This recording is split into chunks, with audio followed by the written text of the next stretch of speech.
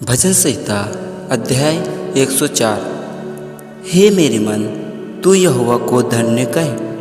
हे मेरे परमेश्वर यहोवा, तू अत्यंत महान है। तू वैभव और ईश्वर का वस्त्र पहने हुए है, जो उजियाले को चादर के समान ओढ़े रहता है और आकाश को तंबू के समान ताने रहता है, जो अपनी अटारियों की कड़कियाँ जल में धरता है और मेघों को अपना रथ बनाता है और पवन के पंखों पर चलता है, जो पवनों को अपने दूत और धधकती आग को अपने टहलुए बनाता है। तूने पृथ्वी को उसकी नींव पर स्थिर किया है, ताकि वह कभी न डगमगाए। तूने उसको गहरे सागर से ढाँप दिया है, जैसे वस्त्र से जल पहाड़ों के ऊपर ठहर गया।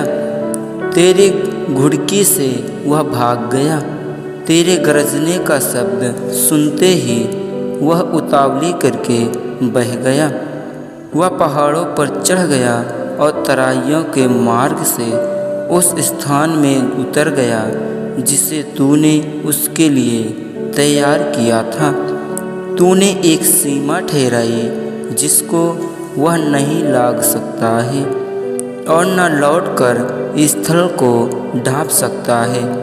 तू नालों में से सोतों को बहाता है, वे पहाड़ों के बीच से बहते हैं। उनसे मैदान के सब जीव जंतु जल पीते हैं। जंगली चाहे गदहे भी अपनी प्यास बुझा लेते हैं। उनके पास आकाश के पक्षी बसेरा करते और डालियों के बीच में से बोलते हैं। तू अपनी अटारियों में से पहाड़ों को सींचता है। तेरे कामों का फल से पृथ्वी तृप्त रहती है। तू पशुओं के लिए घास और मनुष्यों के काम के लिए अन्न आदि उपजाता है, और इस रीति भूमि से वह भोजन वस्तुएं उत्पन्न करता है, और दाख मधु से मनुष्य का मन आनंदित होता है, और तेल जिससे उसका सुख मुख चमकता है, और अन्न जिससे वह संभल जाता है। यहोवा के वृक्ष तृप्त रहते हैं, अर्थात लबानोन के देवदार जो उसकी लगाए हुए हैं। उनमें चिड़िया अपने घोंसले बनाती है। लग लग का बसेरा सनोवर के वृक्षों में होता है।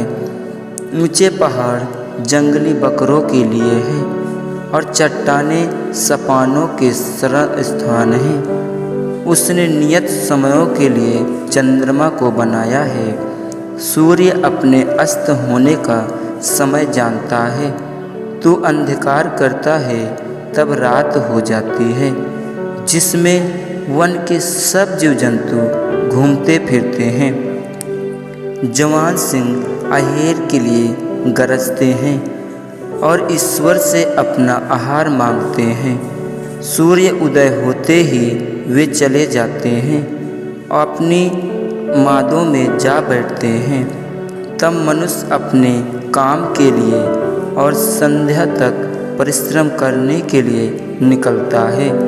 हे यहोवा, तेरे काम अनगिनत हैं। इन सब वस्तुओं को तूने बुद्धि से बनाया है। पृथ्वी तेरी संपत्ति से परिपूर्ण है। इसी प्रकार समुद्र बड़ा और बहुत ही चौड़ा है, और उसमें अनगिनत जलचर जीव जंतु क्या छोटे क्या बड़े भरे पड़े हैं। उसमें जहाज भी आते जाते हैं, और लेव्यतान भी, जिसे तूने वह खेलने के लिए बनाया है। इन सब को तेरा ही आसरा है कि तू उनका आहार समय पर दिया करे। तू उन्हें देता है, वे चुन लेते हैं। तू अपनी मुट्ठी खोलता है और वे उत्तम पदार्थों से तृप्त होते हैं। तू मुख फेर लेता है और वे घबरा जाते हैं। तू उनकी सांस ले लेता है और उसके प्राण छूट जाते हैं और मिट्टी में फिर मिल जाते हैं। फिर तू अपनी ओर से सांस भेजता है और वे सिरजे जाते हैं, और तू धरती को नया कर देता है।